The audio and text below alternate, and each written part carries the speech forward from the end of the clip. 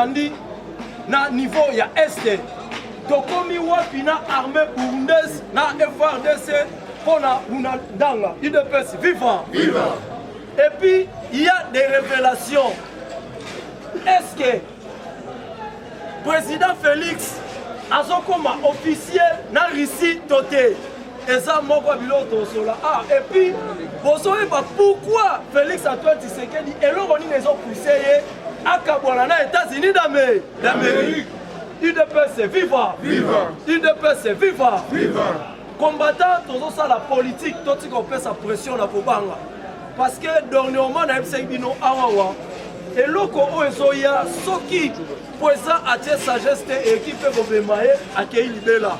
Mais, tu es comprendre, tu raisonner, tu sali moi analyse, tu sali pays à Liboso, tu es au Kabouana, États-Unis d'Amérique. Tu as pays à Liboso, tu es au Kabouana, au Taboeto Boete. Dans l'Afrique, il y a des pays où Kabouani va faire à l'aise. Il ne peut se vivre. Exemple, na Angola, azali gendarme na kati ya Grand Lac. Oyo lisu ya États-Unis d'Amérique atala Boeto Boete. Mais au moment que je vous parle, Angola akabwana Amérique yewana akomine na risque moni pe danger moko te mapona mi pe salami le même président na senini abimi il ne peut vivre yangona yo oza awa ozo bénéficier pourquoi confiance ya mokonza mboka ekomi kosila mo mukie epa ya États-Unis d'Amérique na lobato na lobate président Félix Lera komi président d'abord eloko ya liboso alobaki ngai nazosala partenariat gagnaka na boyi mboka moko te o nyonso ana posa na nga asala nini aya d'abord ezalaki français moko codé et puis piégé il ne peut vivre mais en dehors ya français wana tellement les américains bazalaka ba malin les occidentaux ba hypocrites baye bamoni mokonzi mboka balobi to boyi te ndenge lobi gagna mais nous les américains tosala na yo partenariat privilégié. D'abord, on a mon privilégié, on a aucun partenariat partout dans le monde, dans le pays. Mais mon tour a privilégié Makasi et les États-Unis d'Amérique. Il ne peut se vivre. Il ne peut se vivre. Combattant, il faut que ça slogan parti pour matière de l'immobilier. Il ne peut se vivre. Donc, là, tu as signé partenariat gagnant-gagnant. Cela veut dire que gagnant et puis stratégique. Bango baza moi likolo privilégié koleka batunyo so baza nase. Mais na kati ya partenariat on a to signé aux États-Unis. Toza na 5 articles au biso faut bango ba respecter et pas na biso. Il ne peut vivre. Na kati ya 5 articles wana le loyo ozoye bango. Et puis mbala mo na bino to sala bila awa. Est-ce que ba respecter to ba respecter tende et comme il faut pousser mokonza mboka lokolo moko comme libanda. D'abord na partenariat auto sala les États-Unis, il y a liboso to signer na bango coopération militaire UDPS viva. Boyebi militaire pour abunda, il faut azana matu na matusa. Mais ngana zano na coopération militaire bapesi ngai sanction ya embargo bayeba prolonger yo mutu oza partenaire nanga ondimi yango seke eza partenaire ya lokuta il ne peut se vivre les deux sur le plan armement Félix Antoine Tshisekedi Tshilombo banda comme président tisiko mboka na biso etikalo sala nanu défilé te il y a le 30 juin c'est parce que partenaire privilégié na biso oyoyo après qu'on peut s'habiller bibundeli to la kisana face ya monde que non tozali na États-Unis pembeni atikali ko sala yango te il ne peut vivre na éviter so bon comprendre bien mais États-Unis kaka voyage ya mokonza mboka pour akende na est oh bakana ba bomaye abimisi unité 6e brigade ya o ezali na niveau ya administration Amérique. On va la casque et mettre pour contrôler le renseignement et secteur. Va accompagner mon Konzamboka. Unité spéciale, il y a JR mon Konzamboka. On a une formation. Va doter Kakateni et puis il y a quelques mois. Et puis Bazaki limité. bango bayebisa biso bakolatisa soda ya Chilombo ndenge mona soda américain. Donc complet mobimba soda américain lata oyo mona na est wana ezwaka plus ou moins nde bazala bongo équipement na ba $50 000. Donc na teni casque émetteur tout ba laser biloko tout et soit plus ou moins $50 000. Mais bakosi biso kaka na teni ya pamba na ba masoko boye to boye IDPS viva IDPS viva. Tu comprends que nos partenaires na biso to sale entre na bango eza hypocrisie. Lelo bakomi kotambusa mokonzi mboka sango alobaka alakaka salaka te. Ye azo dépendre na communauté internationale. Bien sûr mboka na biso eza souverain, mais eza na ba partenariat auto sali. Soko bango bakosi biso sur le plan militaire, biso to tie idée za la bongo esuka lango ebimisi mokonzi mboka libanda. Wana ezaki na domaine militaire. Deuxième ezaki na domaine ya environnement IDPS viva. Na domaine ya environnement bilomo bomoni. D'abord to pesi mbote na maman F Bazaiba o azokamba ministère wana na ndenge elongo bani. Azo mérité kozala VPM IDPS viva. IDPS viva. To beteli maman Bazaiba mapoko makasi. Na domaine ya environnement to ute ko na niveau ya Nations Unies. Pour la makambo etali réchauffement climatique IDPS viva. Combattant IDPS viva. Na domaine ya environnement to ke na Nations Unies awawa toyoki ba pays tout ya mboka ba fukameli RDC balobi domaine ya environnement yonde mutozali source to kosenga na RDC kokata banzete na bazamba te po biso ba pays mususu degré moye komi koya toye mona ke no RDC nde azali pays azobatela ba pays ebele boyebi na mboka il faut qu'on se le dise RDC bozoka RDC ya Kabila dirigeant ba sanction tout autre soit ezalaki pour permettre esilisa valeur na ba ressources naturelles na biso soko esilisa ngo valeur ba individu ne babanda kozwa bameme ona baperiode eza ntinga ya mboka na biso mpo basalaka vente nango contrôle ezala te. Donc Congo awa valeur ya diama ezalaka isu te. Le seul richesse au moi moke komo okotisa mbongo na biso et puis na kokoso ezalaki cuivre IDPS viva na bakauchu oyo auta Équateur bandeko na biso Kasai vi Kabila yaki abomi espace Kasai ba chef coutumier pe bakota balabo bakanga ba richesse ebimaka te. Mais oyo bandeko bima ya moko na Congo a précisément ezeno na valeur te. Valeur ezalaki te. Pour comme la valeur, il faut ebima la période zanzinga.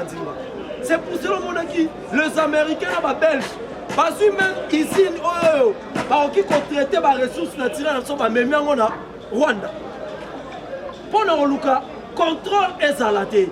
Maintenant, l'environnement, notre pays, tout ça, surpris. Oui ou non, Zamba na biso forêt équatoriale, mon soleil belé ou dans l'organe international et Kendaka, n'a pas pays mususu. Précisément le cas là, na Brésil. Babino, espace wana forêt wana eza biso na Brésil, IDPS viva. Donc, nyonso wana mundele akoma koluka copier Congo na manière moko intelligemment, IDPS viva. Toyebisi bango ça va. Comme biso tobika kana nzete pourquoi ezali eloko ekotaka mbongo ebele na mboka. Mais awawa na régime ya Kabila nzete komaki ba généraux nde bakomi koteka yango. Ba gouverneur tout baleki na Équateur IDPS viva bakoma na bango ba vendeur ya bois nzete mwana mboka so basombi ezoya na ebale bakangi yango taxe nango ekoma na ndenge moko ya mabe esali ke no edose économie ya mboka IDPS viva IDPS viva lelo ezali rang ya ba vérité il faut oyeba place nini Kabila bomaki mboka oyo. Donc babiloko esalaka maîtriser stabilité mbongo ya mboka budget eza babwa o monaka wana. Mais biso babiloko ya nyonso tu ekoma nango babiloko moko ya privé ya bato soit disant ya famille moko bayaka misatu et puis pe banda baya na Congo ata moko akufa te comme pe ba complet on tolobi bakanga bisaka basala nini bakende. bateki banzete wana sur le plan environnement. Et puis boyo kaka toyebisi bango comme bino bobi tokata banzete te biso tobisa bango dans ce cas là il faut communauté internationale opesa na biso mosolo pona ekota na libenga ya l'état po biso tosimba biloko na biso te mais etikala kozala respecté te IDPS viva IDPS viva ya bisatu ezaki makambo ya pêche et élevage tobeteli batu makambo ya bateau de pêche awa boye to boye te o baransire biso po biso ozalaki so totangi journal tozwi assurance toye tolobi kala mingi te eloko boye boye to boye te ane oyo tokomi ezali ane ya bilan baeffort oyo bomoni moko atombola asali ezali baeffort moko personnel na stratégie na cour oyo papa ete na pese ya kodirige mboka nde asali effort bamosolo emonani bomoni lelo mwa chancement komokota na Congo ni tete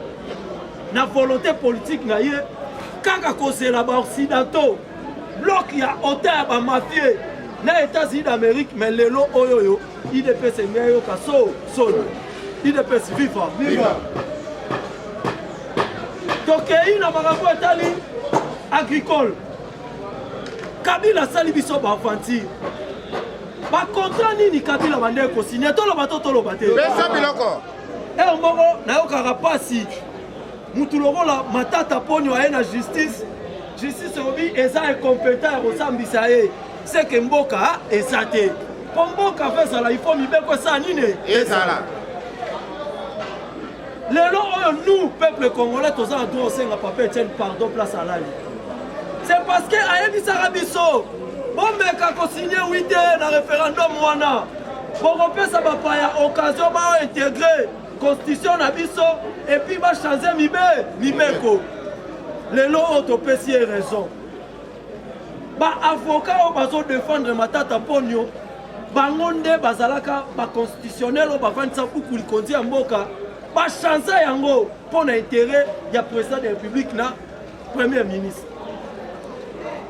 maintenant kaka le même avocat na bango nde baye kodefendre ye na kati ya justice eza lokola na odefendre eloko onga mo na sali yo oza na capacité nango te yango moni cour elobaki eza capable te mais trop tard na l'état ezalaka te IDPS viva trop tard na l'état ezalaka te tobaki yango premier mandat oyo ezali mandat ya transition sans Joseph Kabila 2023 nde bocomprendre qui est Moukouanto Mbolo parce que déjà na bakouloir diplomatique par mobenge dictateur non aza dictateur te mais azosala eloko au peuple congolais aosenga ye asala nini asala IDPS viva pesa biloko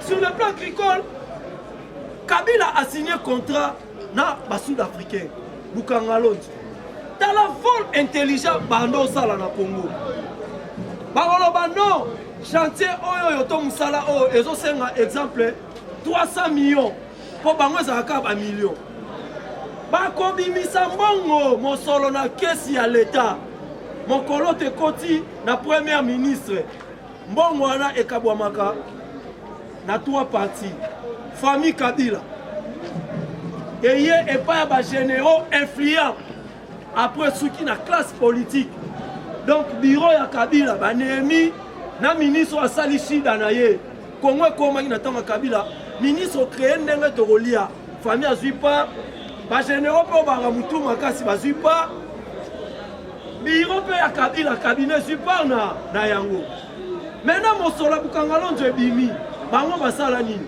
bazwi mosolo bakaboli baye bayebisi peuple tozosala parc moko agricole Bukanga Londi oyo bando fournir biso boye na boye peuple abeteli bango mabo balongwe inde Afrique du Sud toye koluka bapartenaire biso toza na espace botia bilanga na bino soko bilanga wana ese produire bokobanda kosalela yango biso mosusu après 20 ans nde tosali nini toye kozwa yango sikoyo mundele atali so napesi mbongo na ngai nabandi kokolte biloko après 20 ans nakoma na mbongo ya 20 usines to 20 société akoya to akoya te ye ayeli yo kaka yo na monoko Bukanga Londi nani alia masango ya Bukangalonzo awa masango ebota toki Kabila toteka masango te koteka lope ba Congolais te teka lo bandeko na ba Tanzanie IDPS viva viva IDPS viva viva mais si ko peuple a bénéficié nani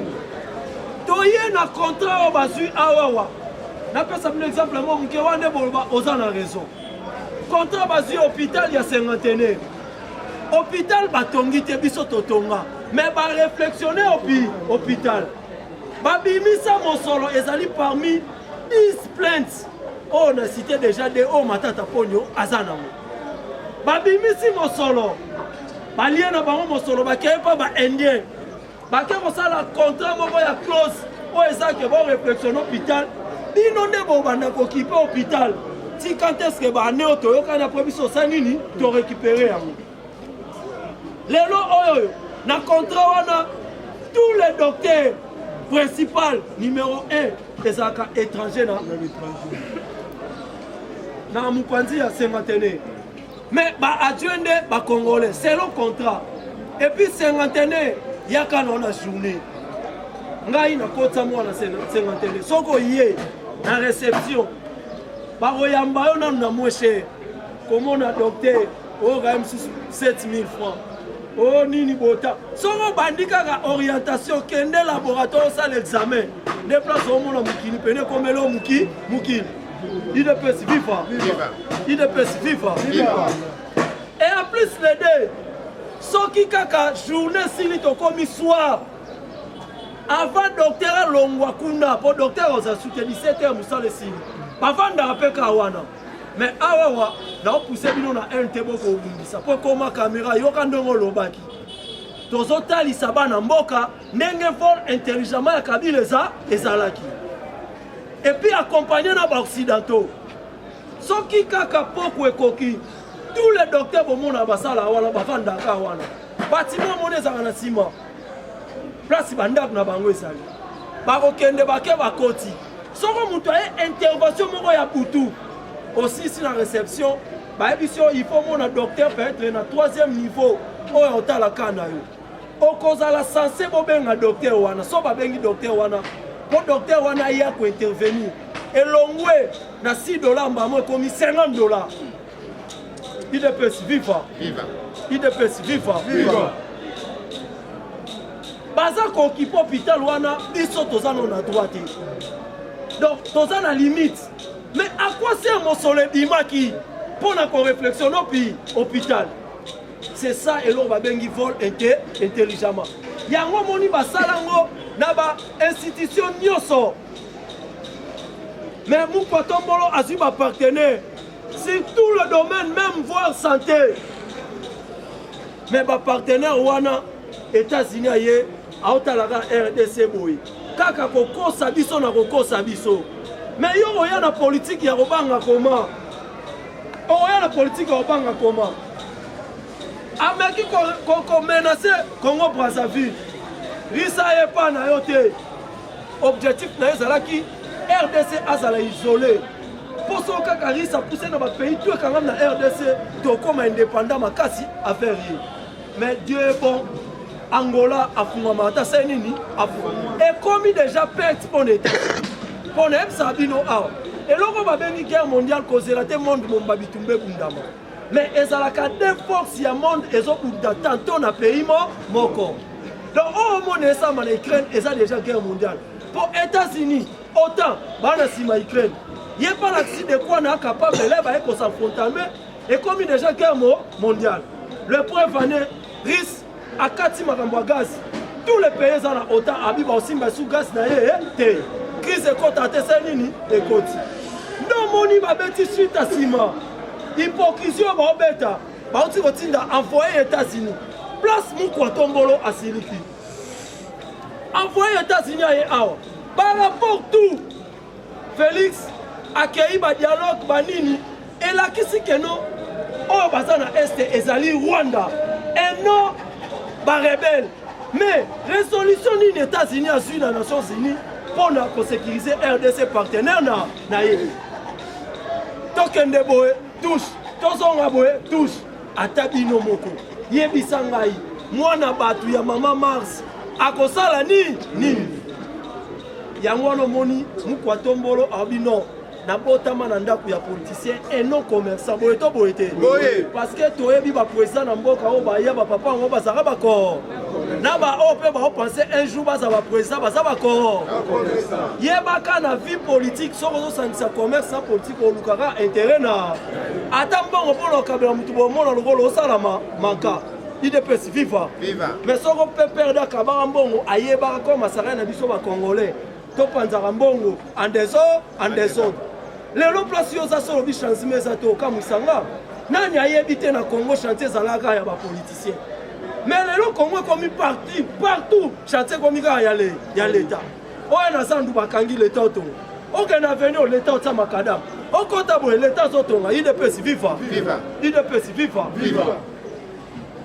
voir même awa na cimetière bokaka dossier cimetière batekela ngo ndundu osona abedashu kaka bato batekeli cimetière Kasavu face à Mapoto bango kaka bakeli susu babotole yango epa ezowe ndela bato pe tellement ba consultant na chef de l'état abinga inde na alia nde yo lobi partenaire gagna ba owana nde bakei non ça na vision na mokonzi babengisinga na justice pona espace na somba mais tellement justice a bien espace ya l'état tozowela ona zowe yo sikondo za numéro 1 ale babuku nyonso yango na kabelo espace wana zowa kanga bisaka tula mwisi yaza osambana na IDPS viva tala ndenge bateki mboka maintenant hypocrisie wana tellement emonani na face ya monde Mukwatombolo bena akosala nini yo vandi ozozela Mukwatombolo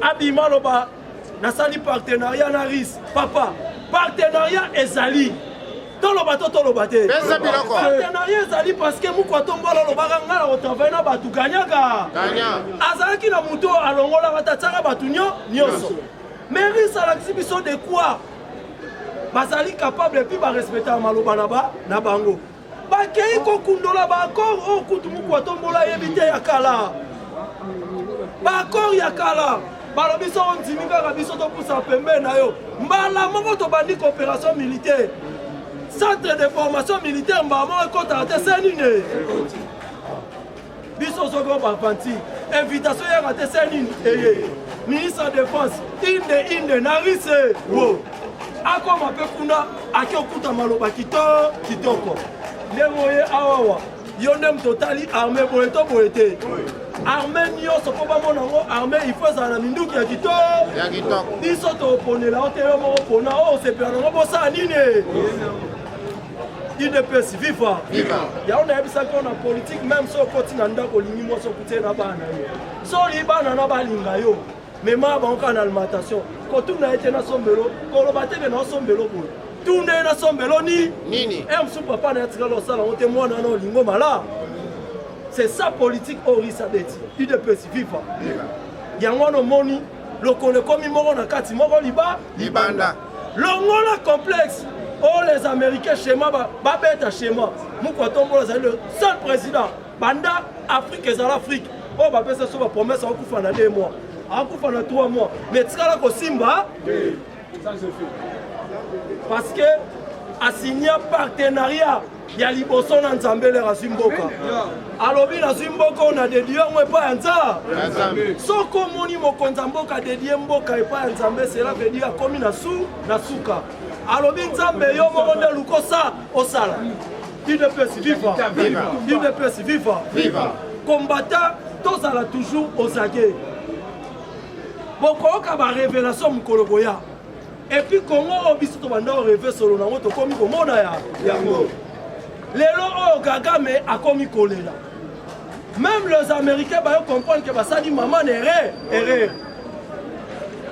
ok kokende ministre de défense retour à ministre de défense azongi na quelqu'un commandoris oyo wapi baye na cartographie ya espace est mpona koluka koneutraliser ndenge obetela bino sikoyo bozala sipui ke bati tokoma 15h bunandanga nyonso ezala tombe donc na minute oyo toloba to récupérer quelques communes na niveau ya bunandanga babandi kozwa frappe basimpone bango lobi frappe armée congolaise ougandaise na Kekeris po ezaki ya kobata malo tokomolo bango na poa soko yo lobi olingi ngoza partenaire nanga okosisa ba besoin nanga nyonso mais yo lingi mwasi atambolaka omemaka na baba mwasi aza na kabelo te mais amona bakamarade no na kabelo est-ce que olinga aolingelo mba ya États-Unis tozoli omba IDPS viva IDPS viva pesa biloko combattant ya États-Unis tozoli mbanda azala pe kaka mbanda ya qualité lokola ye tozwaki mbanda moko boye tomonaka alataka babagi ana mutuka ana mbongo makabaka te cette fois-ci tolingi mutu aza orgueille te aza na mbongo me mbongo ne mpe esala musala c'est ça eloko oyo mutu atombolo aosala mpo na koluka intérêt ya peuple congolais tozala calme namoni baprésident baza ebele lende eza mokolo tokota na bozindo na profondement ya masolo oyo ezoleka niveau ya este mpo na oke koshite congolais tozala manipule te bokoyebisa ngai te na suka ya bamanda nyonso balimere ebimaka bamakambo eyaka IDPS viva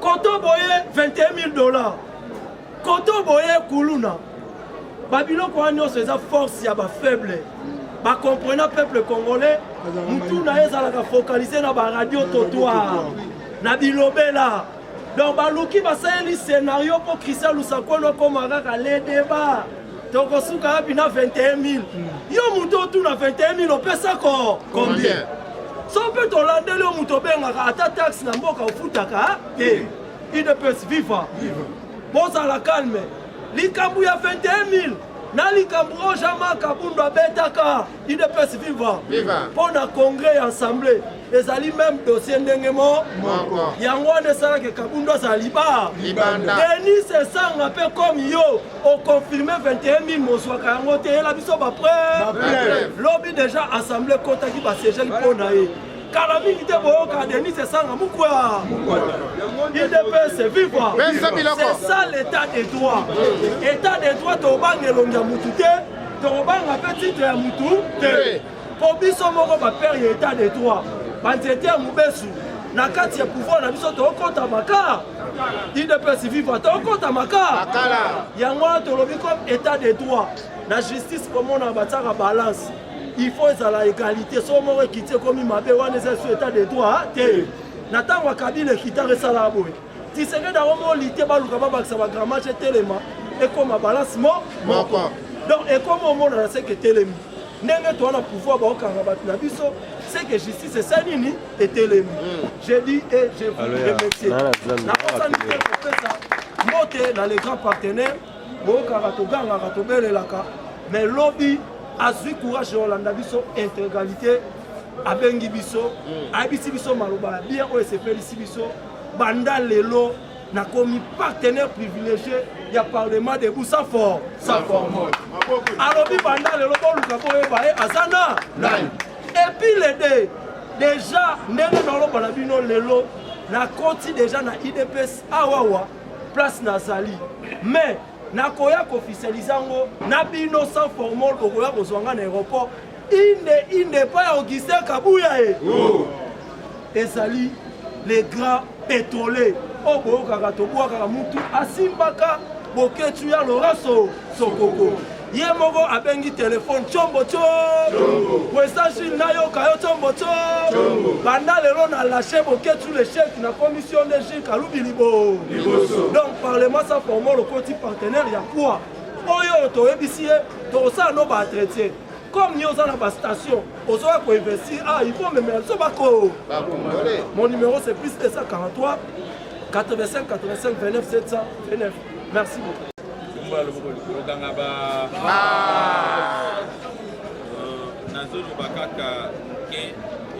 d'abord, je remercie les bons dieux parce que les loyaux, on est beaucoup à Kénon, avec un président Gustave Namor.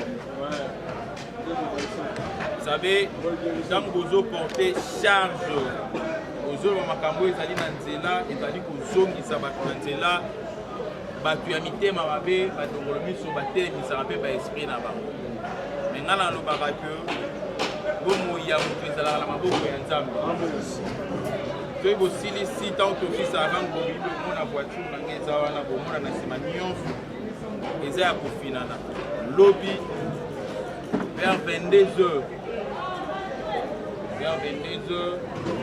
pendant que na bandai kozonga na ndako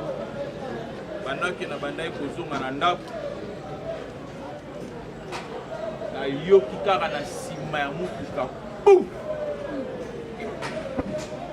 ememinga liboso heureusement nzambe aza malamu mpe betaki na pare-brise te na mouvement wana ya kokende na kozonga nde nabetani na kiti ya kingo ya kiti nabima natala voiture moko ketch chauffeur na mwasi na ye na eta moko ya ivresse alors baye koya au secours Dieu merci parce que bapolicier bamilitaire bayaki koya wana ntango na kiti bien que vertige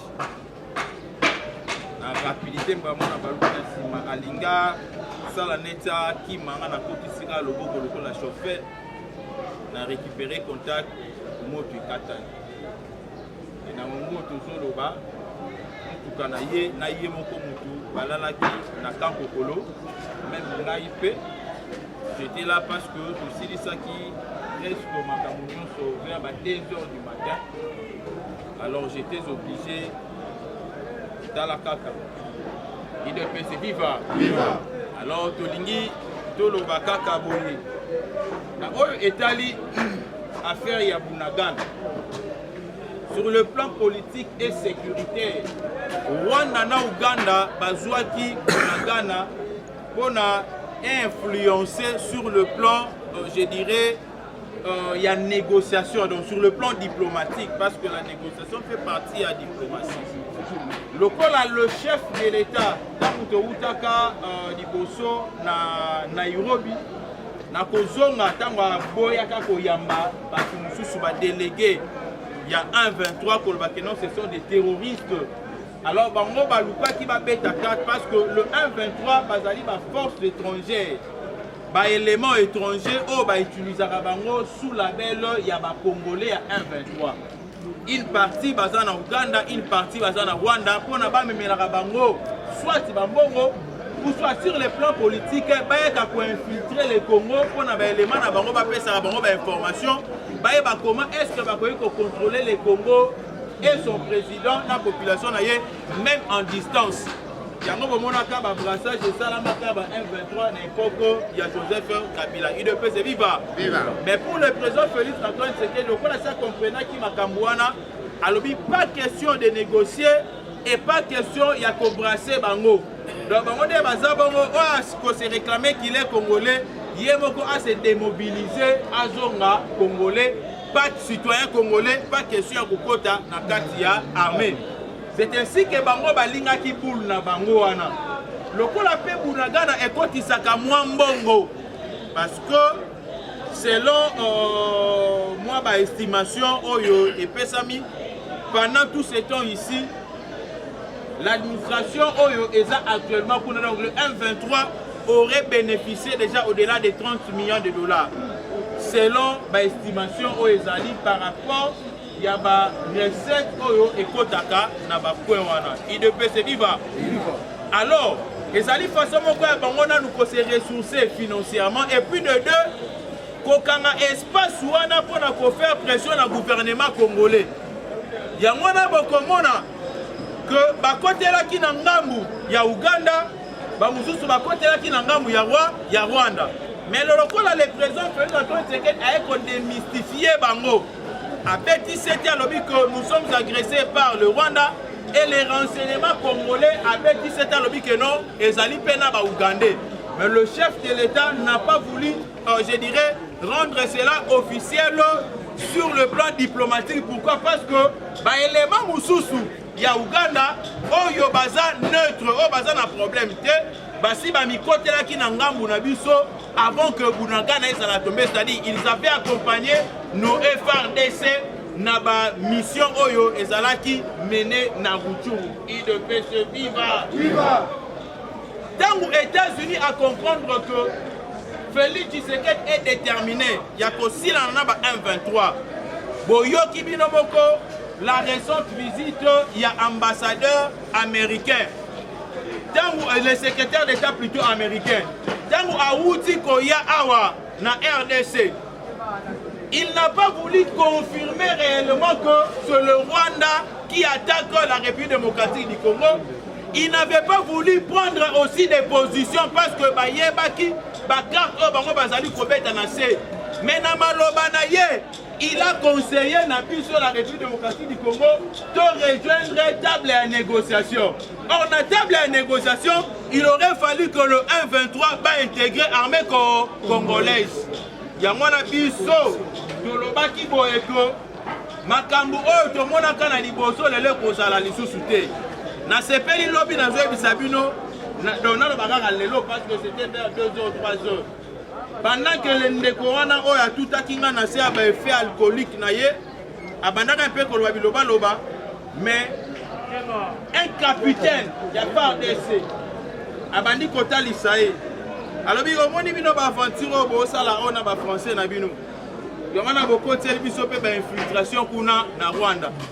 Mais il y a cette fois-ci, biso, donc ça la aventure. Babuzo besala mai kuna ba infiltration wana, turo to kondima ngote.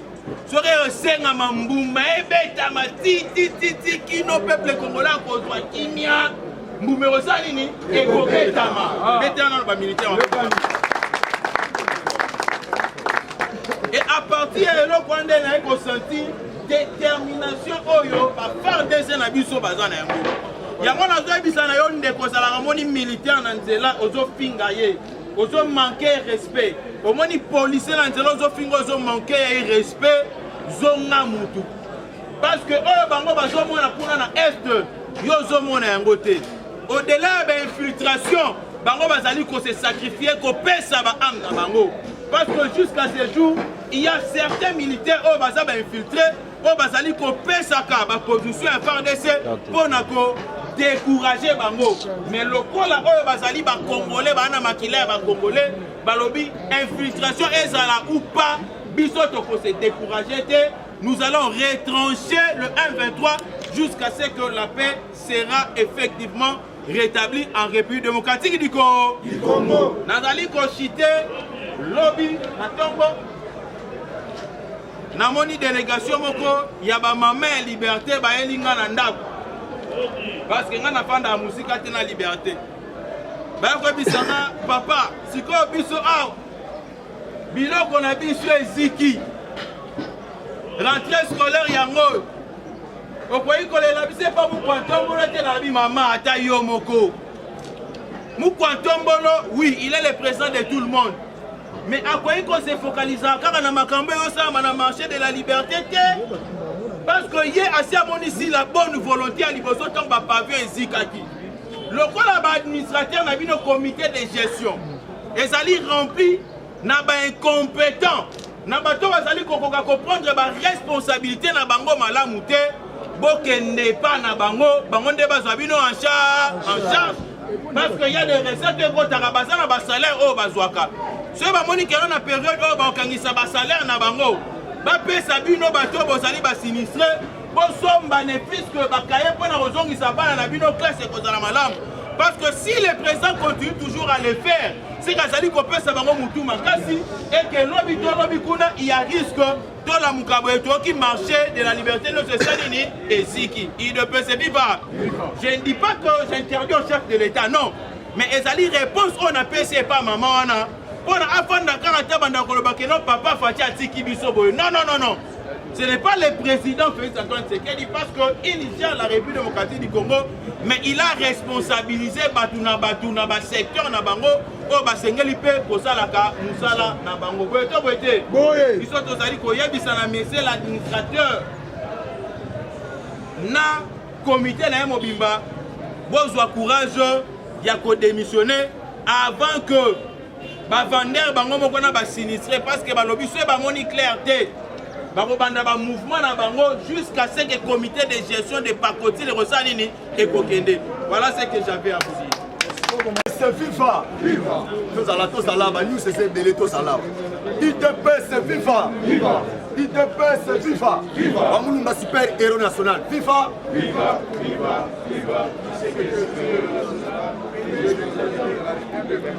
C'est le peuple d'abord, tout le monde gagne base. Mon maman mon maman mamou maso, mais mamou maso belé ba tout l'empaka mon ampé. Kia kanga ni kia. Oyo ba Kongo ba lobaka tout di vava. Donc lingo ba to sali ndeko moko atuninga mutuna. Abi melio ozali ne Kongo. Ndenge nini okenga na parti ya baluba. Ngasko yoka réponse na pesiye na tuniye boy. Bon, oyebisinga na za Nekongo. Bon Nekongo, c'est que na za Congo, Congolais. Bongo Muluba, asa Congolais. Bongo IDPS, est-ce que la partie ba Congolais te? Kao de boasangi mbala moko réponse. Donc on est tous les gars batu so bulaka ga oyo, basaka bata parti boye, de basala ka boye te. Surtout yaka wana pona clarifier makambo ezo ça maintenant ezo leka. IDPS viva. Na ke mbala moko na compléter moi ndamo information ya CG. Mon doyen dans les fédéraux, voilà, fédéral, pas fédéral mais fédéral. IDPS viva. Dans les Cambetali marché il y a liberté. Ceux qui voient là qui très bien gouverneur de la ville et moko asala qui descend wana. IDPS viva. Abengi yango alobi ezali geste criminel. O esalama qui marché tout geste criminel. Et bâtir déjà ba service ezali compétent et ça la banquette. Mais pour le moment administrateur est-ce pas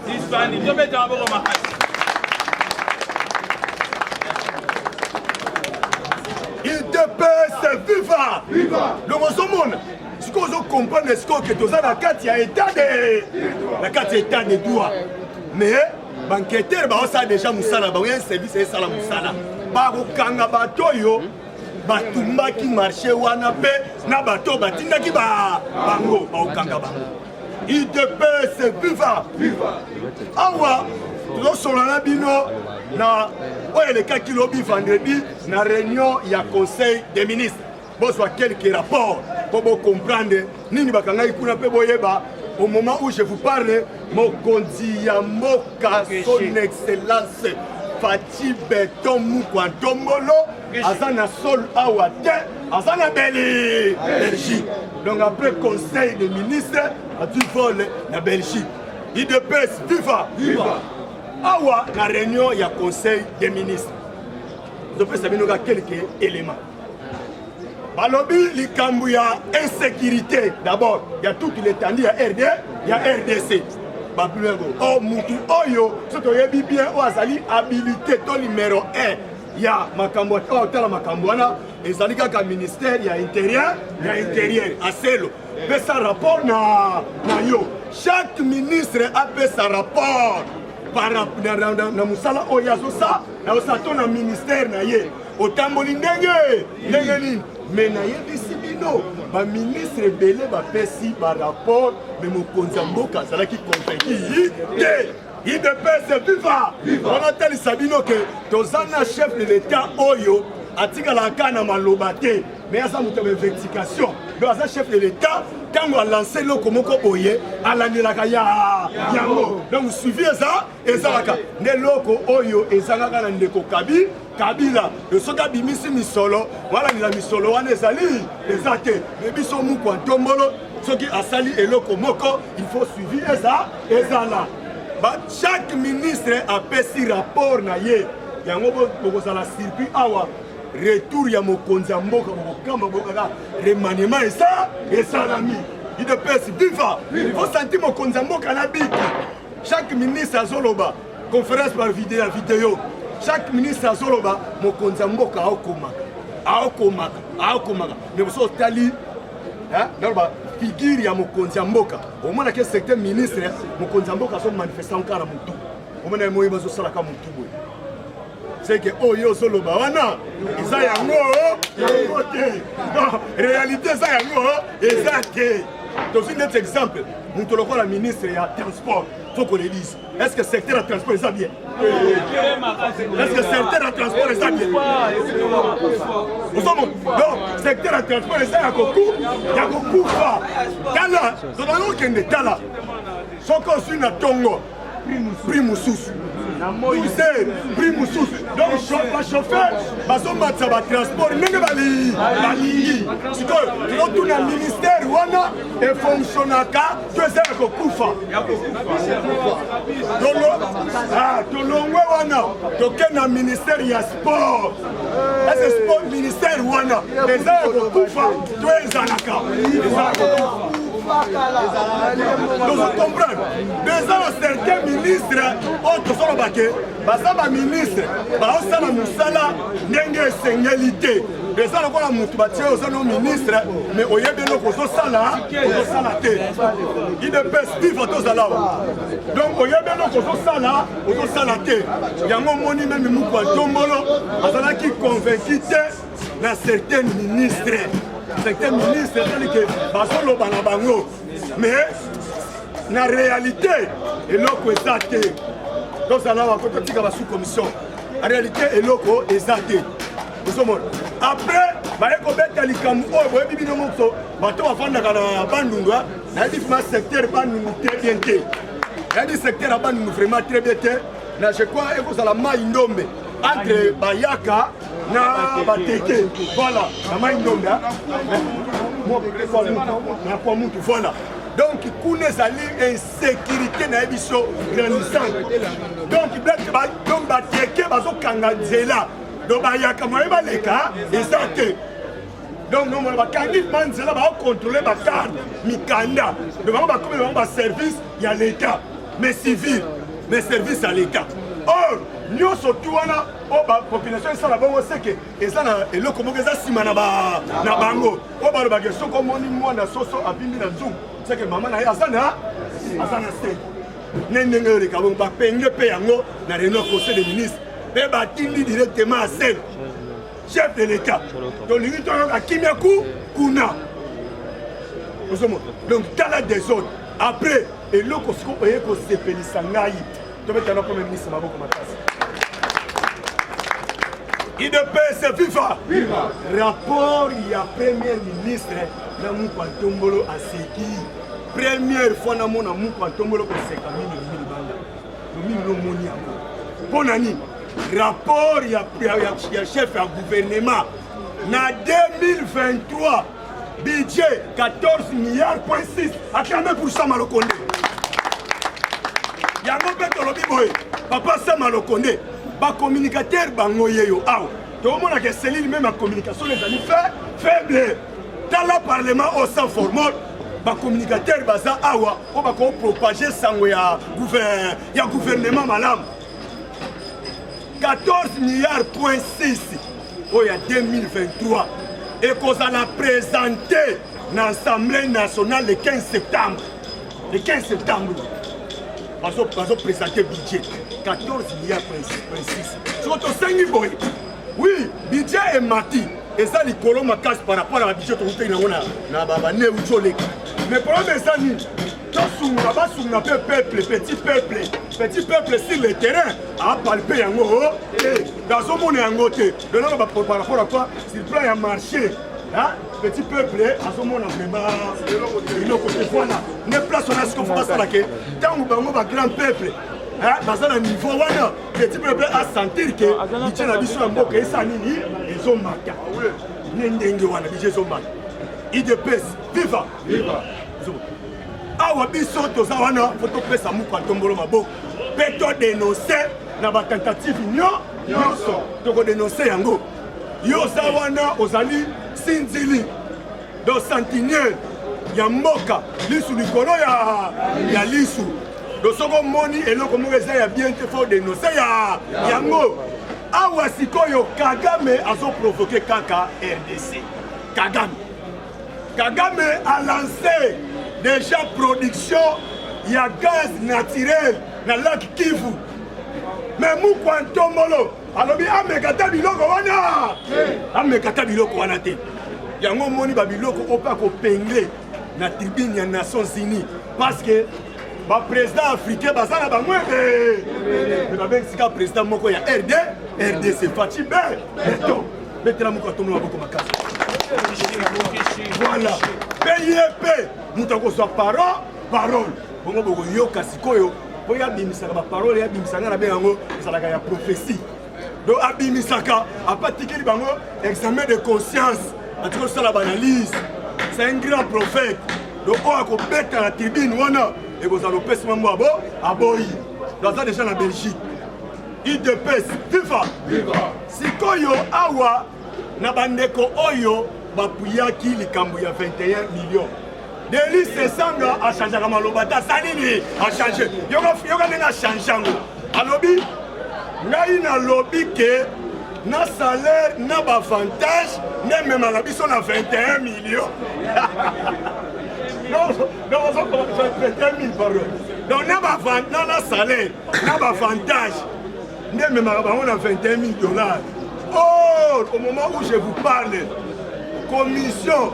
Il y a discipline, il y a assemblée nationale. Si par contre qui déjà, pour la commission, ça va sanction dans le bureau. Par exemple, il y a siège, ça va sanction. Par contre, ça va député wana, il y a une place oyo ni solo et puis maka 21 000 $, na chaque député. Donc on a marqué Faoul peut va ça y est. Bazali député.